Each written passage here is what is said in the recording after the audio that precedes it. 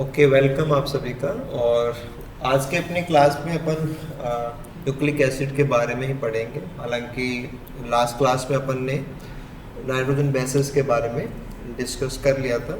तो स्टार्टिंग में देखिए आपके पास नाइट्रोजन बेसेस के रिगार्डिंग ही है जो लास्ट क्लास में डिस्कस किया था, जैसे कि पिरिमिडिन्स की फीचर्स हैं, है ना। फिर जैसे आपने यूरेसिल को लिया था, थायमिन को लिया था, साइटोसिन को लिया था। और फिर जैसे टोटोमेरिक फॉर्म्स आती हैं, है ना, कीटोइनॉल कन्वर्जन आता है, अमीनो और इमिनो फॉर्म्स आती हैं। वो सारी भी इस नोट्स के अंदर मैंने ऐड कर दी है। लास्ट क्लास में आपको मैंने ये चीज़ समझा दी थी। तो एक बार अपन आगे चलते हैं। ऐसे अपन ने प्यूरिन्स के बारे में डिस्कस कर लिया था, है ना, एडेनिन को लेके, ग्वानिन को लेके।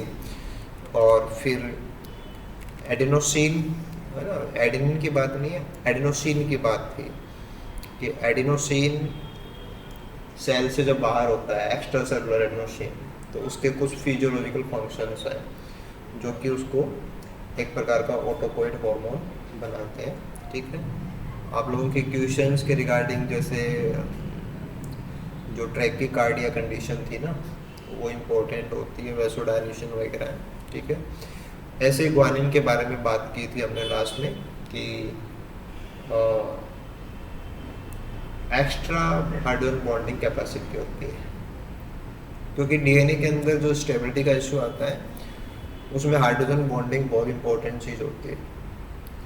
और जैसे ग्वानिन है वो साइटोसिन के साथ ट्रिपल एच बॉन्ड से जुड़ता है, वो नॉर्मल वाटसन क्रिक पेयरिंग होती है। उसके बाद में भी जैसे ट्रिपल हेलिक्स का मैंने बताया था आपको, क्वाड्रा हेलिक्स का बताया था, तो वो भी एक्सेसिव हाइड्रोजन बॉन्डिंग का एग्जाम्पल है। नॉर्मली से भी ज़्यादा हाइड्रोजन बॉन्डिंग, या आप कहें कि मैक्सिमम हाइड्रोजन बॉन्डिंग की कैपेसिटी जिस बेस के पास होती है वो ग्वानिन होता है।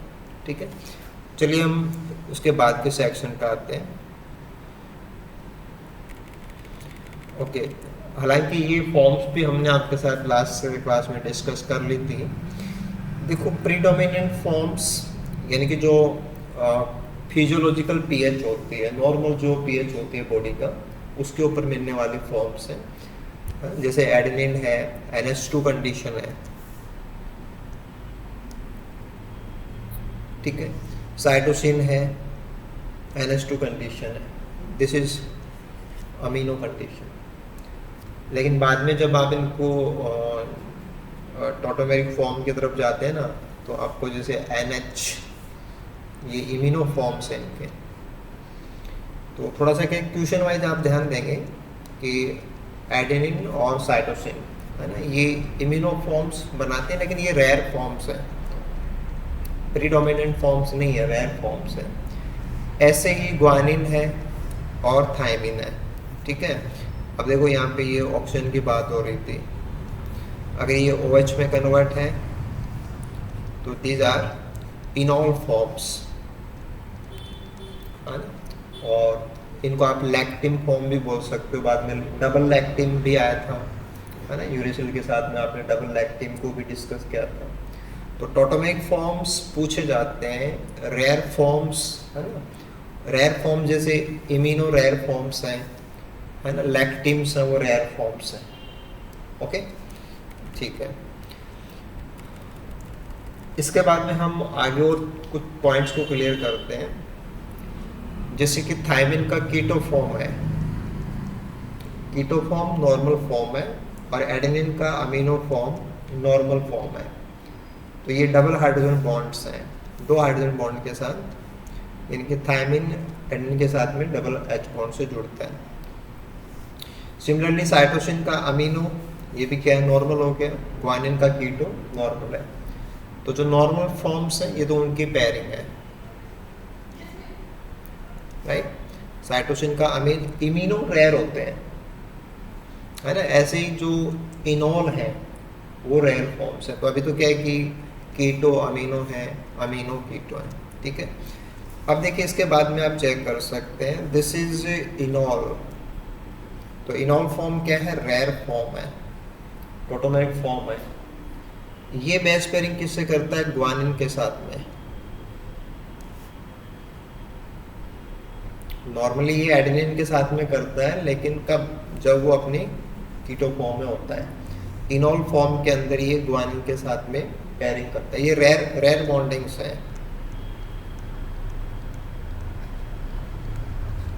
यानी कि जो अनयूजुअल फॉर्म्स हैं उनके बीच में पेयरिंग है। ऐसे ही साइटोसिन का इम्यूनो फॉर्म है जो कि रेयर फॉर्म है, ये एडेनिन के साथ में पेयरिंग करता है। तो ये चीज़ें क्या है कि आप लोगों के लिए एग्जाम के पॉइंट ऑफ व्यू से देखते हैं तो ज़्यादा इम्पोर्टेंट है ना, क्योंकि नॉर्मल फॉर्म्स तो अपन को पता होता ही है, उसमें कुछ भी ज़्यादा हमें कुछ नहीं सोचना होता। बट टॉटोमेरिक फॉर्म्स कौन सी पेयरिंग बनाती है, ये आपके लिए एग्जाम्स वाइज ज़्यादा इम्पोर्टेंट है। देखो इसी प्रकार से कुछ एग्जाम्स में क्या होता है कि जो प्रोटॉन डिसोसिएशन रेट कांस्टेंट होता है ना, उसको अपन पीक की वैल्यू बोलते हैं, है ना। एक तो होता है प्रोटोनेशन, प्रोटॉन का जुड़ना, एक होता है डी प्रोटोनेशन। डी प्रोटोनेशन का मतलब होता है प्रोटॉन का हटना, यानी कि H+ ऐड होता है और H+ है वो रिलीज होता है। तो जो भी केमिकल कंपाउंड्स होते हैं जहाँ भी H+ देने और H+ लेने की पॉइंट्स होते हैं ना, मॉइटीज होती हैं, वहाँ H+ के जुड़ने की एक रेट होती है और H+ के हटने की एक रेट होती है।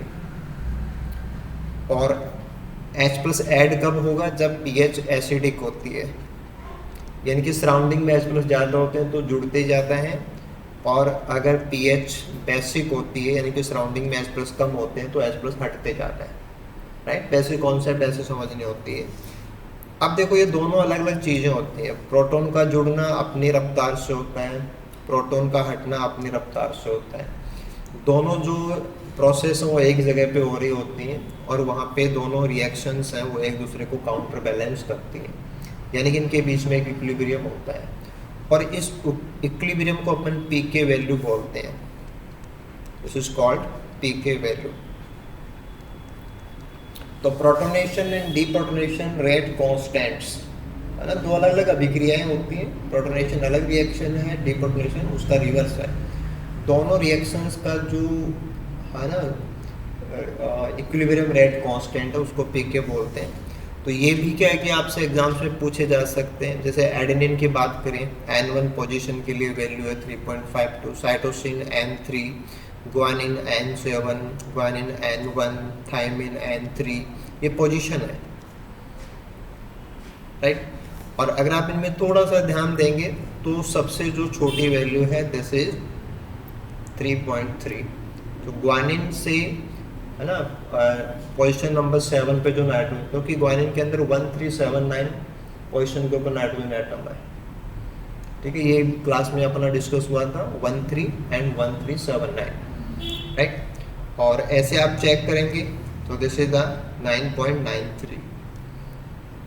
तो ये चीज़ें भी क्या है कि कभी कभार आपसे पूछी जाती है। तो एटलीस्ट जो सबसे लो वैल्यू है, सबसे हाई वैल्यू है, इनको आप तैयार कर सकते हैं। ठीक है, ये न्यूक्लियोसाइड को लेके ये 3' किनारे के ऊपर जो न्यूक्लियोटाइड होता है उसके लिए 3' का मतलब लास्ट एंड। जो भी आप कोई सीक्वेंस लेते हैं उसका आखिरी किनारा 3' एंड होता है और पहला किनारा जो होता है फर्स्ट, उसको अपन बोलते हैं 5' न्यूक्लियोटाइड। अब यहाँ पे क्या होता है कि 3' पे OH साथ में लगा हुआ है, 5' के ऊपर फॉस्फेट साथ में लगा हुआ है। तो जब दूसरे केमिकल ग्रुप साथ में होते हैं तो पीके वैल्यू जो वो चेंज हो जाते हैं। ठीक है, तो ये भी एक अपने आप में एक इम्पॉर्टेंट चीज़ होती है। नेक्स्ट चलते हैं अपन। हाँ, इसके बाद में देखिए एक पॉइंट आता है कि नॉर्मल वॉटसन क्रिक बेस पेयरिंग के अलावा कुछ एक्स्ट्रा पेयरिंग पाई जाती हैं जो कि नॉन वॉटसन क्रिक बेस पेयरिंग होती हैं। उनको अपन हुगस्टिन बेस पेयरिंग बोलते हैं। ठीक है, हुगस्टिन बेस पेयरिंग बोलते हैं। अब देखो यहाँ पे जो पहला आप फिगर देख रहे हो इसके अंदर क्या है कि जैसे ग्वानिन है और साइटोसिन है। ग्वानिन और साइटोसिन आपस में जुड़े हुए हैं, this is the triple H bond. ठीक है, ये नॉर्मल पेयरिंग है, वॉटसन क्रिक पेयरिंग है, GC।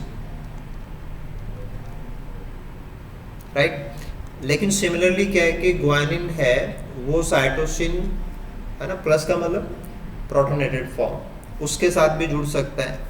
तो दिस इज कॉल्ड हुगस्टिन पेयरिंग, है ना। नॉन वॉटसन क्रिक बेस पेयरिंग, वैसे ग्वानिन की वॉटसन क्रिक कौन सी है, जो आपने स्काई ब्लू से दिखाई उतनी करता है, लेकिन अभी हमने बात की थी कि ग्वानिन है वो एक्स्ट्रा पेयरिंग भी करता है, ठीक है। ऐसे अपन चेक कर सकते हैं नीचे वाले डायग्राम को, है ना। यहाँ पे भी देखिए क्या है कि एडेनिन है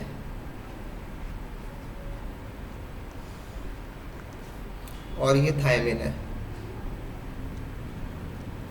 तो एडेनिन थायमिन के साथ में नॉर्मल वॉटसन क्रिक बेस पेयरिंग से है, दिस इज 80।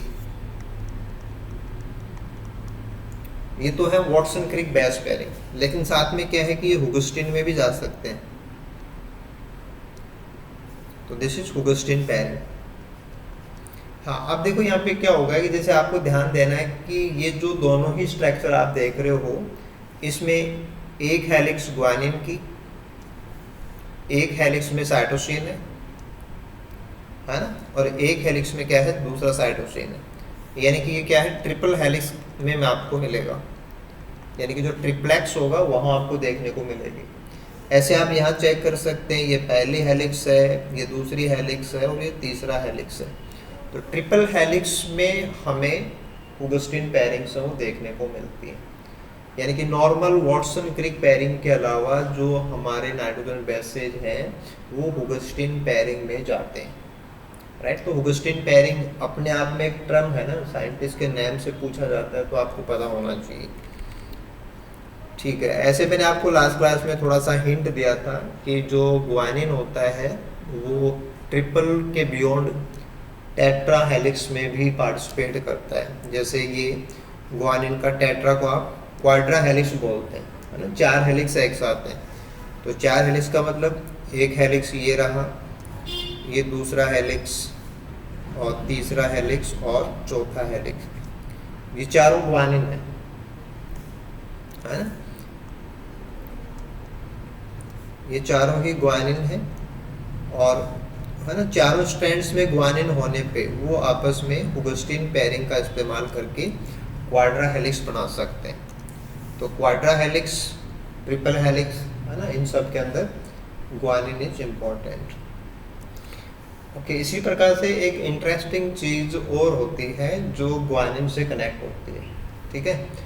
और ये होता है कि हमारे क्रोमोसोम्स के जो किनारे होते हैं उनको अपन टीलोमर बोलते हैं, टीलोमर सीक्वेंसेस, है ना। जैसे ऊपर वाले फिगर को देखना, यहाँ इस लास्ट किनारे को देखते हैं, तो यहाँ पे क्या होता है कि जो 3 प्राइम किनारा है ये 5 प्राइम किनारे से आगे तक निकला रहता है, इसको बोलते हैं 3 प्राइम ओवरहैंग,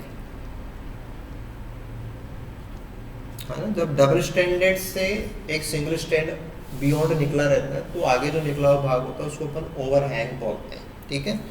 तो सिंगल स्टैंडर्ड फ्रैगमेंट 3 प्राइम किनारे जो कि हमारे क्रोमोसोम के दोनों किनारे होंगे वहाँ पे ओवरहैंग बनाते हैं। अब ये जो ओवरहैंग होता है इसको जो न्यूक्लियस एंजाइम्स हैं वो कट कर दें, इसको डिग्रेड कर दें, तो उसको बचाना होता है। तो इसको बचाने का एक तरीका होता है कि जो ओवरहैंग होता है, जैसे आप स्काई ब्लू से देख रहे होंगे ना, कि ये जो ओवरहैंग है इसको वापस डबल स्टैंडर्ड के अंदर फंसाया हुआ होता है। तो this is the formation of T loop. तो टी लूप के अंदर भी क्या है कि 2 स्टैंड तो है ही, तीसरा स्टैंड ओवरहैंग का हो गया, तो ये भी एक ट्रिपल हेलिक्स डिजाइन बनती है, ट्रिप्लेक्स। तो क्रोमोसोम्स के आखिरी किनारे टीलोमर सीक्वेंस है। अगर टीलोमर की बात करेंगे तो टीलोमर सीक्वेंसेज है वो ग्वानिन रिच सीक्वेंसेज होती है।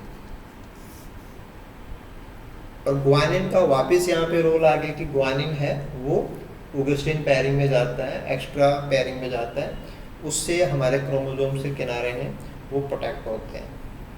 यानी कि टी लूप फॉर्मेशन के अंदर भी ग्वानिन है, उसकी एक्स्ट्रा पेयरिंग की प्रॉपर्टी है, एक्स्ट्रा हाइड्रोजन बॉन्डिंग की कैपेसिटी काम आती है, ठीक है। इसके बाद में सिंपली आप चेक कर लीजिए कि जैसे नाइट्रोजन बेसेज हमने एडेनिन बोला, guanine, cytosine, thymine, uracil, this is only base, ठीक है।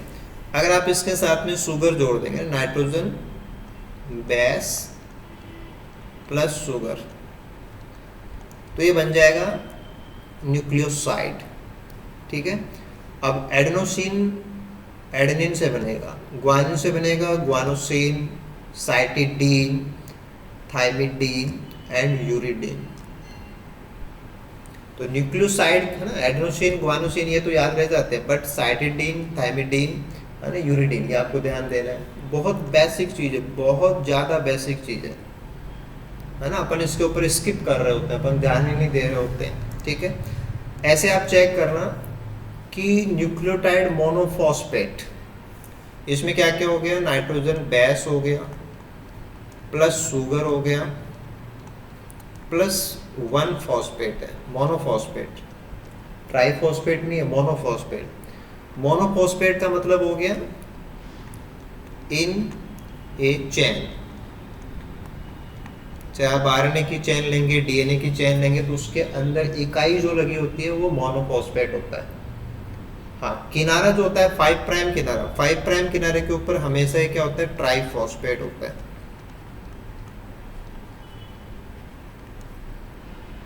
जिस मान लो आपको ये कह दें कि 3 न्यूक्लियोटाइड का कोई सीक्वेंस है, तो उसमें कितने फॉस्फेट हैं, है ना, जैसे 1, 2 और 3 न्यूक्लियोटाइड है, तो थर्ड आखिरी किनारे के ऊपर तो OH है, एक फॉस्फेट यहाँ पे है, एक यहाँ पे है, एक यहाँ पे है, लेकिन ये क्या है, ये ट्रिपल फॉस्फेट है, तो 3 यहाँ पे हो गई, ये चौथा, ये पांचवा, कितने होंगे, 5 फॉस्फेट्स, है ना। तो ओनली किनारे के ऊपर, है ना। फिर देखो दूसरी चीजें आती है, वो आती है लेबलिंग की, आप फॉस्फोरस होता है तो उसको लेबल कर सकते हो। तो लेबलिंग कहाँ कर सकते हो, क्योंकि जहाँ पे 3 फॉस्फेट होते हैं वहाँ पे तो क्या होता है कि अल्फा बीटा गामा की कॉन्सेप्ट आती है, राइट। हाँ, बट ये कि आपको मोनोफॉस्फेट वाइज अगर नाम ध्यान देना है तो इसको अपन बोलेंगे एडिनाइलेट, इसको बोलेंगे ग्वानाइलेट, साइटिडाइलेट एंड थाइमिडाइलेट एंड यूरिडाइलेट। तो बेसिकली क्या है कि जैसे चैन के अंदर क्या बोलेंगे उसको, है ना, जो मोनो बोला इसका मतलब चैन के अंदर है, तो चैन के अंदर लगे हुए को क्या बोलेंगे, दिस इज एडिनाइलेट। ठीक है,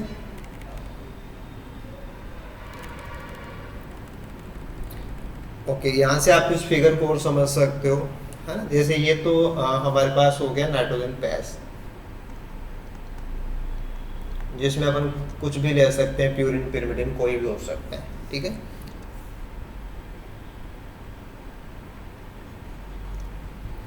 ओके, इसके बाद में यहाँ पे है शुगर, जैसे शुगर, ये राइबो शुगर हो सकती है, राइबो शुगर में सेकंड पोजीशन के ऊपर OH है, और डीऑक्सी के अंदर यहाँ पे ओनली हाइड्रोजन होता है। जो कल मैंने लास्ट क्लास में बताया था आपको कि जब दोनों OH पास पास होते हैं तो उनके बीच में स्ट्रॉन्ग रिपल्सन होता है जो इनस्टेबिलिटी कोज करता है, इसलिए डीएनए है वो ज़्यादा स्टेबल है, आरएनए लेस स्टेबल होता है। ठीक है, अब देखो ये होता है कि ये तो है 3 प्राइम किनारा, ये भी आप चेक करना, ये तो होता है 3 प्राइम किनारा, और ये होता है 5 प्राइम किनारा,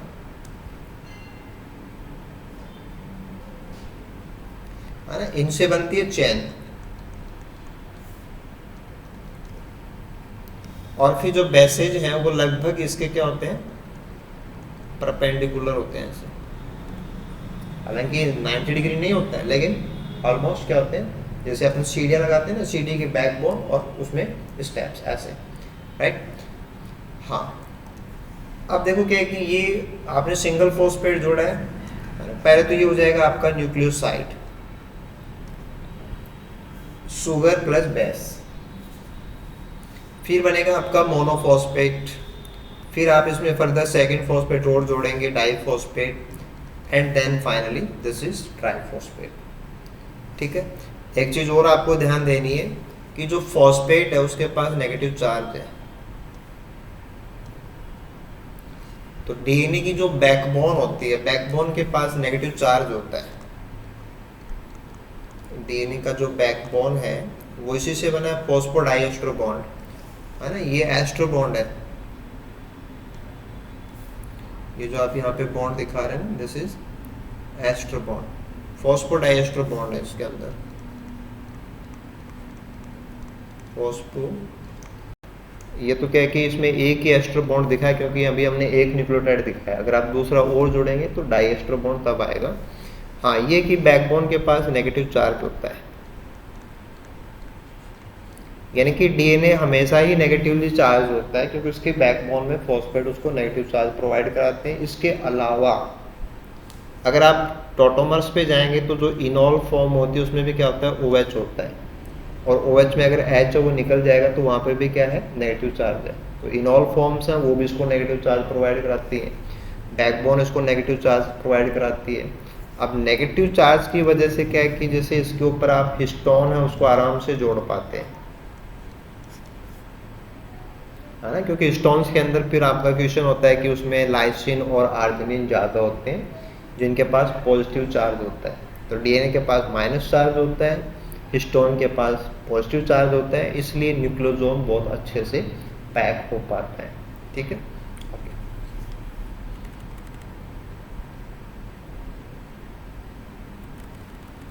हाँ, यहाँ से आप चेक कर सकते हैं normal Watson Crick base pairing. ठीक है ना, जैसे ये एडेनिन है और एडेनिन की पेयरिंग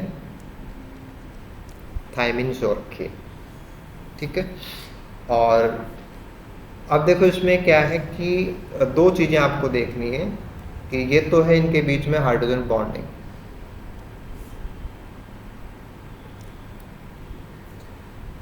और ये तो होते हैं मेजर ग्रुप के अंदर, कि मेजर ग्रुप की साइड में दो हाइड्रोजन बॉन्डिंग है, दो हाइड्रोजन बॉन्ड उनसे ये जुड़ते हैं। लेकिन माइनर ग्रुप के अंदर है ना एक अट्रैक्शन है, वो भी इनके बीच में होता है। हाँ, एक फीचर ये आता है कि इनकी जो डिस्टेंस है ना, कि इधर आपका बैकबोन और इधर बैकबोन है ना, C1 का मतलब C1 पोजीशन से शुगर, C1 ये शुगर का पोजीशन है। देखो शुगर के कार्बन नंबर 1 से हमेशा ही जो प्यूरिन होते हैं उसका 9 नंबर नाइट्रोजन जुड़ता है, तो ये हो गया ग्लाइकोसाइडिक बॉन्ड, ग्लाइकोसाइडिक बॉन्ड। इधर आप चेक करेंगे तो ये शुगर हो गया C1 शुगर का, और ये N1 है ना, प्रिमिडिन्स का हमेशा नाइट्रोजन 1 होता है, शुगर का हमेशा ही C1 होता है जो कि एनोमेरिक कार्बन होता है, राइट।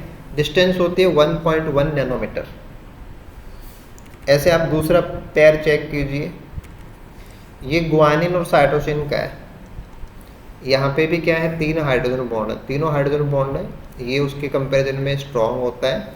अब स्ट्रॉन्ग होता है ये चीज़ आपको समझ में आ जाएगी कि डिस्टेंस है वो छोटी होगी, जब बॉन्ड मजबूत होता है तो बंद दूरी जो होती है वो छोटी होती है। तो ये कंपैरेटिवली स्ट्रॉन्ग बॉन्ड है, यानी कि शुगर टू शुगर जो डिस्टेंस है वो 0.03 कम होती है नैनोमीटर वाइज, वहाँ पे 1.11 होता है और ये 1.08 है, राइट। ओके, इसके बाद में मैटर आता है चारगाफ के नियम का, है ना, कि डीएनए के अंदर प्यूरिन पिरिमिडिन उनकी संख्या, या कोई भी आपको नाइट्रोजन पेयर देते तो बाकी का पूछना हो तो बता सकते हैं, लेकिन कब बता सकते हैं, हर कभी नहीं बता सकते, डबल स्टैंडर्ड डीएनए होने पे बता सकते हैं कि the amount of adenine equals to amount of thymine, यानी कि एडेनिन जितना होगा उतनी ही अमाउंट किसकी होगी, थायमिन की होगी, और ग्वानिन जितना होगा उतनी ही अमाउंट साइटोसिन की होगी, इज इक्वल टू है। लेकिन वो कब, only in double standard DNA.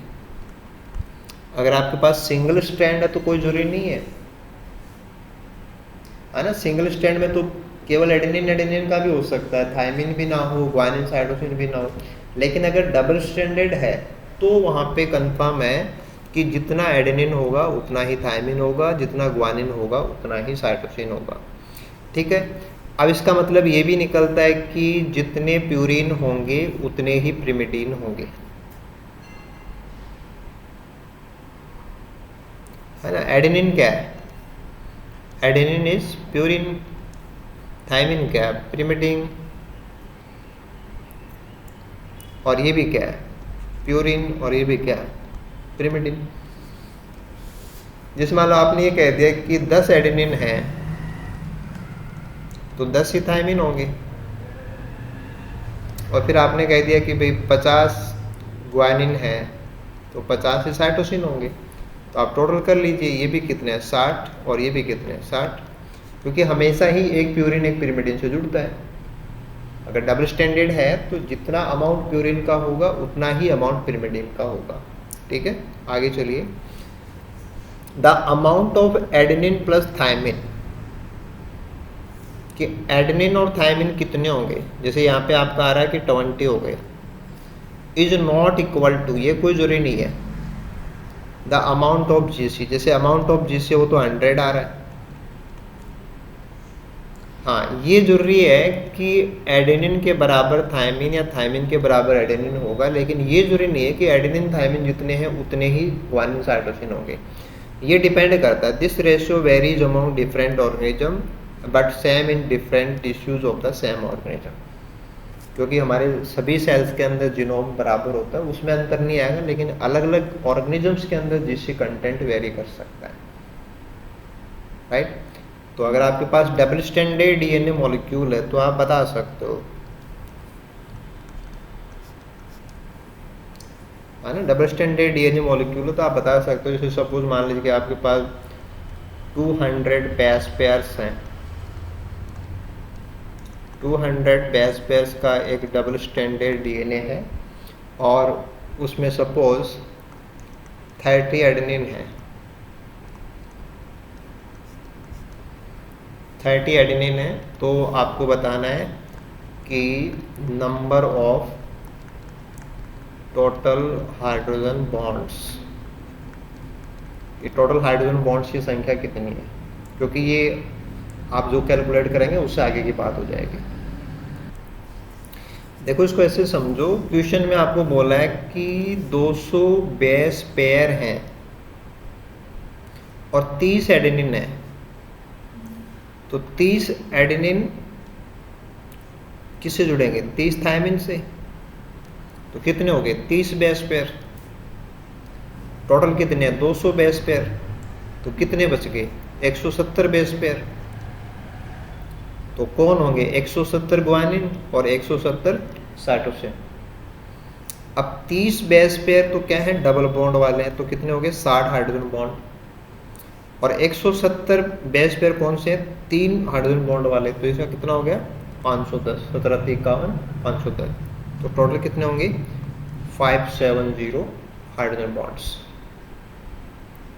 हाँ, चारगाफ के रूल से ये फायदा हो गया कि आपको यहाँ पे पता लग गया कि भाई 170 ग्वानिन होंगे और 170 साइटोसिन होंगे। फिर आप वाटसन क्रिक बेस पेयरिंग का इस्तेमाल करके बता रहे हो कि एडेनिन डबल हाइड्रोजन बॉन्ड का इस्तेमाल करता है थायमिन के साथ, और ग्वानिन है वो ट्रिपल हाइड्रोजन बॉन्ड का इस्तेमाल करता है साइटोसिन के साथ। तो ऐसे क्या है कि बहुत छोटे छोटे क्वेश्चन आते हैं कैलकुलेशन वाले कंपटीशन एग्जाम में, वो आप कर सकते हो आराम से, राइट। लेकिन बेसिक बात यही है कि ये सारा काम कब करता है, डबल स्टैंडर्ड डीएनए पे काम करता है, सिंगल स्टैंडर्ड पे नहीं करेगा, ओवरहैंग होगा नहीं करेगा। हाँ, डबल स्टैंडर्ड अगर सर्कुलर है तो काम करेगा, अगर डबल स्टैंडर्ड डीएनए लीनियर है तो भी काम करेगा, और अगर सर्कुलर है तो भी काम करेगा, है ना। नॉर्मल डीएनए पे भी काम करेगा, प्लाज्मिड पे भी करेगा, बस डबल स्टैंड होना चाहिए, बस सिंगल स्टैंड नहीं होना चाहिए। सिंगल स्टैंड होने पे चारगाफ का रूल काम नहीं आ सकता। ठीक है, इसके बाद में डीएनए डबल हेलिक्स के बारे में अपन कुछ और बातें करते हैं। जैसे अभी आपने बात किया कि एडेनिन थायमिन के साथ में ग्वानिन साइटोसिन के साथ में हाइड्रोजन बॉन्डिंग में जाता है, और अभी आप जो डायग्राम देख रहे हैं इसके अंदर देखो 5 प्राइम किनारा है और दूसरा जो किनारा होता है वो 3 प्राइम किनारा होता है। दोनों एक दूसरे के बिल्कुल पैरेलल होते हैं, लेकिन डायरेक्शन क्या होती है, एक की 5 to 3 होती है, दूसरे की 3 to 5 होती है। इसको अपन बोलते हैं anti parallel.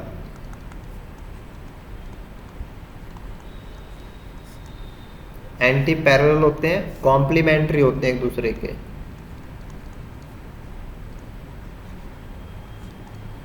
Complementary base pairing पाई जाती है, यानी कि ग्वानिन ही साइटोसिन से जुड़ेगा एडेनिन ही थायमिन से जुड़ेगा, दोनों आमने सामने के स्ट्रैंड में होने चाहिए।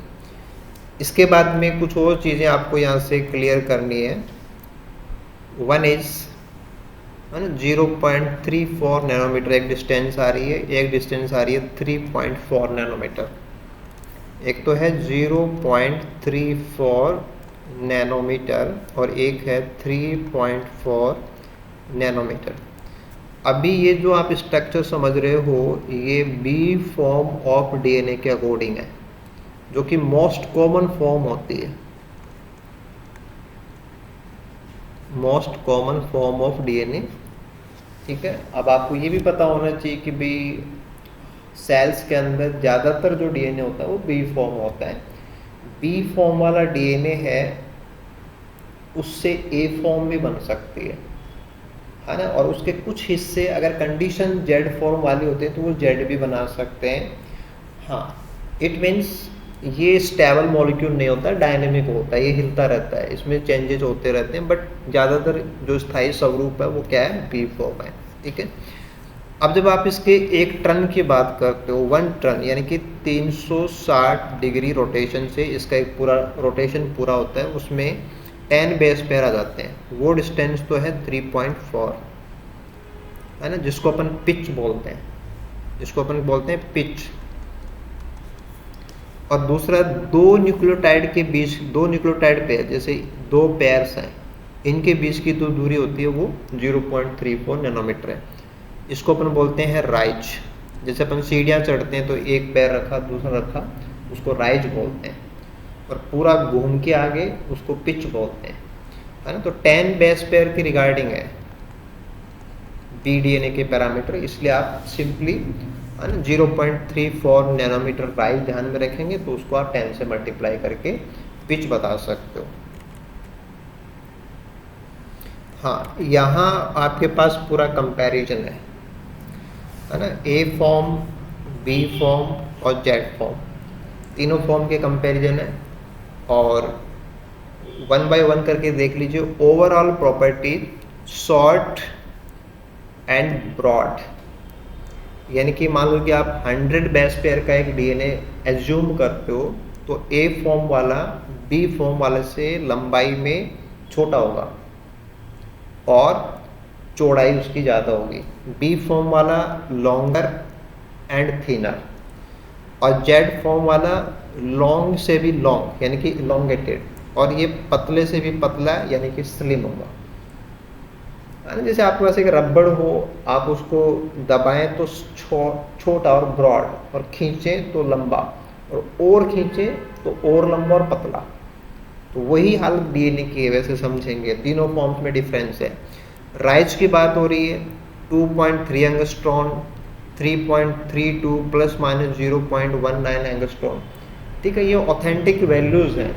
आप तो है ना एंगस्ट्रॉन में है, नैनोमीटर में कन्वर्ट कर लीजिए, बात वही है। 3.4 से भी आप काम कर सकते हैं, अदरवाइज 3.32 है ना, यहाँ पे 3.8 है।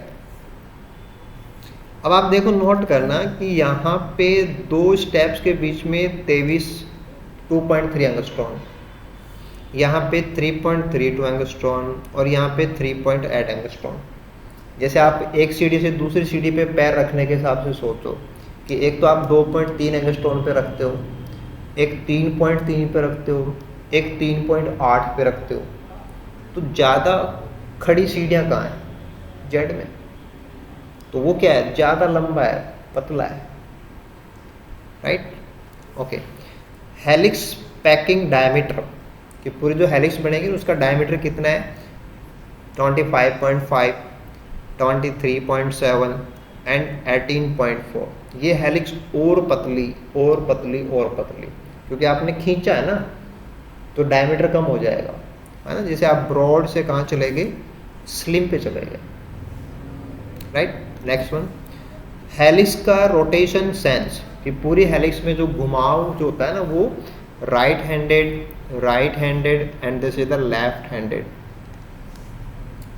ठीक है। बेस पेयर पर हेलिक्स रिपीट, 1 बेस पेयर, यहाँ पे 2 डाई न्यूक्लियोटाइड रिपीट होता है। वो अपन आगे जेड की स्ट्रक्चर पढ़ेंगे, उसमें आराम से पूरा समझेंगे। बेस पेयर पर टर्न यहाँ पे 11 होते हैं, तभी तो ये छोटा होगा। यहाँ पे 10 होते हैं और यहाँ पे 12 होते हैं, राइट। और ये है मीन रोटेशन पर बेस पेयर, तो 33.6 डिग्री घूम जाता है एक बेस पेयर से दूसरे बेस पेयर पे जाते हैं तो। और यहाँ पे 35.9 और यहाँ पे -60 डिग्री, तो ये भी आपको ध्यान देना। माइनस का मतलब ये लेफ्ट हैंड रोटेशन के अकॉर्डिंग है, ठीक है। ये है पिच 24.6, 33.2 एंड 45.6। पूरा टर्न होने में कितनी दूरी लगेगी उसको पिच बोला था आपने, राइट। ये है बेस पेयर टिल्ट, जो मैंने अभी आपको बताया ना कि एक बैकबोन होती है, उसके ऊपर बेस से जो वो लगभग 90 डिग्री पे लगे रहते हैं, लेकिन पूरे 90 डिग्री नहीं होते हैं, वो टिल्ट होते हैं। टिल्ट का मतलब झुके हुए। तो टिल्टिंग कितनी होती है? ए में होती है +19 डिग्री, बी में होती है -1.2 डिग्री और जेड में होती है -9 डिग्री टिल्टिंग। तो टिल्टिंग का पैरामीटर आपसे पूछा जा सकता है। ये है base pair mean propeller twist, इसको भी अपन आगे पढ़ेंगे कि प्रोपेलर जो ट्विस्ट होती है वो एक्स्ट्रा जो स्टैकिंग है उसको एनेबल करती है कि एक बेस पेयर के अंदर जो रिंग होती है उसके नीचे दूसरी बेस पेयर की रिंग होती है, क्योंकि प्यूरिन में भी रिंग है, पिरिमिडीन में भी रिंग है। तो रिंग एरोमेटिक रिंग है और एरोमेटिक रिंग्स के अंदर पाई इलेक्ट्रॉन्स होते हैं और वो रेजोनेंस करते हैं, तो उनसे हाइड्रोफोबिक एनवायरनमेंट क्रिएट होता है। तो हाइड्रोफोबिक के साथ रहना चाहता है, ये थर्मोडायनेमिक्स का प्रिंसिपल है। तो जितना ज़्यादा एक दूसरे के ऊपर वो सटके रहेंगे उतना स्ट्रॉन्ग स्टेबिलिटी आएगी। तो जो प्रोपेलर ट्विस्ट है वो कितना होता है, उसकी वैल्यू है +18 degree, +16 degree and almost 0 degree, यहाँ पे नहीं होता है। हेलिक्स एक्सिस लोकेशन, कि पूरा जो आप हेलिक्स बना रहे हैं ना उसकी काल्पनिक जो केंद्र है वो कहाँ होगा, है ना। एक्सिस उसकी काल्पनिक होती है, इमेजिनरी है। ये होती है मेजर ग्रूव में से, और ये होती है बेस पेयर में से होके, और ये होती है माइनर ग्रूव में से होके।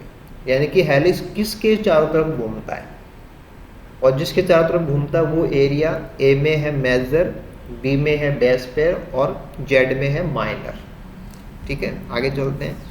मेजर ग्रूव की प्रॉपर्टीज क्या क्या हैं? एक्सट्रीमली नैरो, कि मेजर ग्रूव है वो बहुत संकड़ा होता है बट वेरी डीप, है ना। बी में क्या होगा? वाइड होगा, चौड़ा होगा, और इसकी डेप्थ है वो नॉर्मल डेप्थ होती है। जबकि आप जेड में जाएंगे तो लगभग ये फ्लैट हो जाता है और इसके पास कोई गहराई नहीं होती, है ना। जैसे आप एक ट्यूब के अंदर पानी भरो और ट्यूब का डायमीटर कम करो तो पानी का जो कर्वेचर है वो और नीचे जाएगा ऐसे। तो वैसे आप हेलिक्स की बात करो तो हेलिक्स में जो मेजर ग्रूव है, मेजर ग्रूव बड़ी वाली खांच को बोलते हैं, तो वो ए में कैसी है? बहुत पतली है, और बी में कैसी है? चौड़ी होगी, और जेड में लगभग ख़त्म बराबर है ही नहीं, सतह पे आ जाता है। माइनर के पैरामीटर चेक करना। Very broad but shallow, shallow का मतलब छिछला होता है, ऊपर ऊपर जो होता है उसको सैलो बोलते हैं। यहाँ ये नैरो होती है, इंटरमीडिएट डेप्थ की होती है, यहाँ पे एक्सट्रीमली नैरो होती है बट वेरी डीप होती है। तो पैरामीटर बिल्कुल से रिवर्स है।